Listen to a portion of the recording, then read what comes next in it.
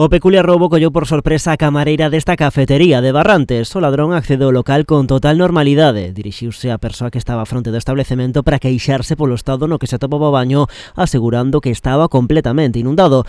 A traballadora accedeu aos servizos situados ao fondo do local para revisalos. Foi nese intre cando o caco aproveitou para meterse detrás da barra e coller os cartos que había na caixa registradora. Sei que o fixo con moita discreción. De feito, o roubo tivo lugar a plena luz do día e co local ateigado de clientes. Isto non foi impedimento para que o ladrón cumprise o seu obxectivo e dese saído da cafetería co seu botín. En cuestión de segundos marchou do establecemento ás carreiras. A camareira, que xa regresaba dos baños, pouco máis puido facer que mirar perplexa como o caco liscaba e marchaba nun coche.